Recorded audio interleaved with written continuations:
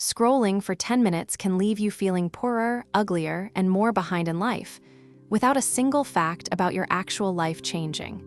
That's the trick. Nothing happened. Your bank account is the same, your relationship is the same, your body is the same. And you still feel worse, like something was quietly taken from you in the last 600 seconds.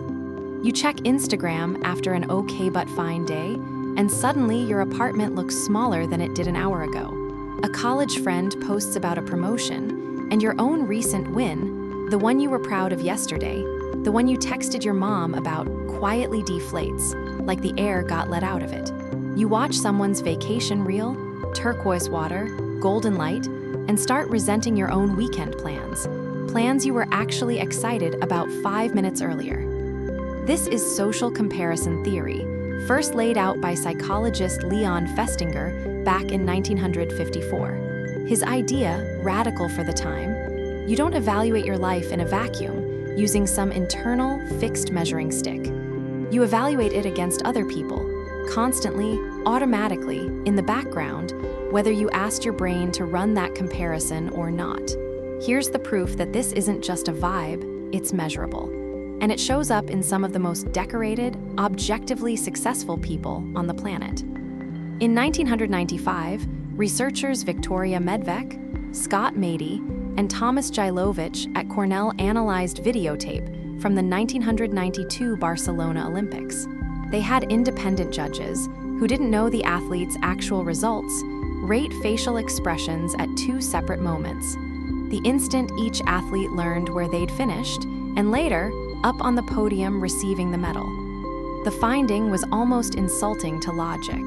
Silver medalists, the second best humans on the entire planet in their event that year, looked, and later reported feeling, less happy than bronze medalists who had objectively performed worse. Why? Bronze medalists compared downward.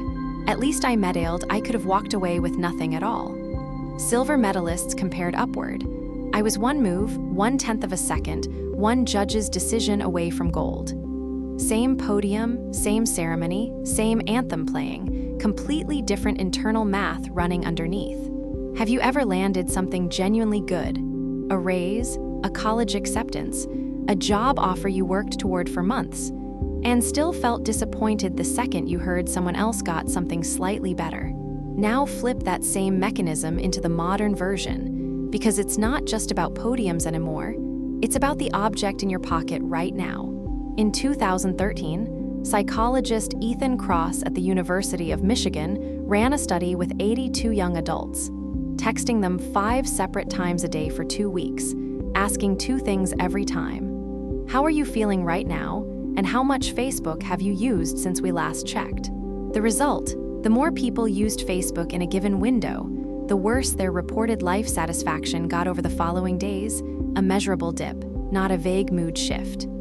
And here's the part that should stop you cold. Real, direct interaction with actual friends, phone calls, hangouts, texting one-on-one had no such negative effect at all. It wasn't socializing that dragged people down. It was passively watching other people's curated lives scroll past from the outside, with no ability to ask questions, add context, or push back. You open the app to kill 5 minutes of boredom in line at the grocery store, and 40 minutes later you close it feeling flatter than before, and you genuinely cannot point to what happened, because on paper, nothing did. Have you ever felt drained after a scrolling session and quietly blamed your job, the weather, your week, anything except the scrolling itself? Here's why your brain does this to you, and it's not a design flaw exactly, it's a leftover survival tool. For most of human history, you lived in a tight group of maybe 150 people, and your survival genuinely depended on tracking your relative rank inside that specific group. Who had more food stored, more status with the elders, better odds with a mate, more allies who'd back you up in a fight. Absolute success barely mattered, because resources were finite and shared. What mattered was your position relative to the people standing next to you, since that position determined who ate first and who got protected when things went wrong. So your brain evolved a constant, quiet background process. Don't just track how you're doing, track how you're doing compared to everyone in view. That shortcut worked fine when your comparison pool was capped at maybe 150 real, fully known humans, complete with their bad days, their failed harvests, their boring, uneventful Tuesdays you'd also witness firsthand. The problem is your pool isn't 150 anymore.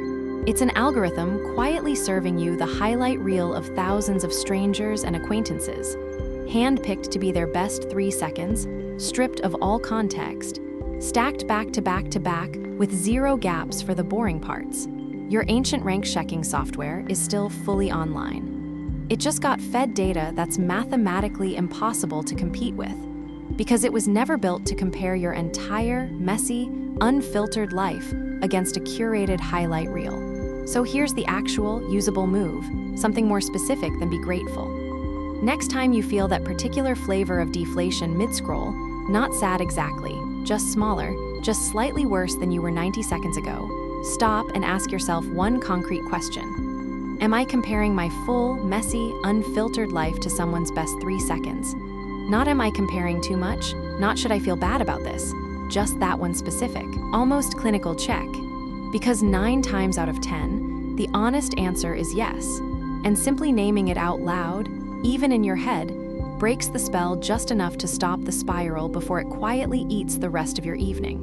We all know someone whose posts get us every single time. The friend who only shows up online during the good parts.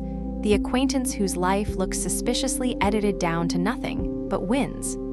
Tell us in the comments what they post that does it to you, or tag them if you're feeling bold enough. And if you've got a silver medal story of your own, a real, solid win that got quietly hijacked the moment you heard about someone else's slightly better one. That's exactly the story this comment section needs to hear.